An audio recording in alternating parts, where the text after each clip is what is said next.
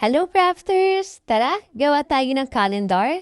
Napansin ko nga na marami ang nagkakamali sa paggamit nitong calendar machine. Kaya isi-share ko sa inyo kung paano may iwasan ang mga reject at ang tamang paggamit nito. Ito ang pinaka-importanting part. Kailangan itong part na to na sabitan ay nakalabas para ma-push niyo siya gamit ang inyong tongue. Ang sunod ay gamitin naman ninyo ang inyong 3 fingers para i-push itong magkabilang side. Bago ninyo itaas ang hawakan, siguraduhin ninyo nakapress ang kanang kamay ninyo doon sa pinakapapel para hindi ito gumalaw. Saka nyo ito alisin ng dahan-dahan.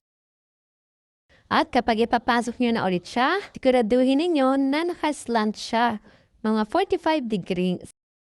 Isa pa ito sa pinaka-importante. Kapag ipipress ninyo, ay dahan-dahan lang. Sa video na ito, hindi siya naka-timelapse para makita talaga ninyo kung paano ko siya pinipress ng dahan-dahan.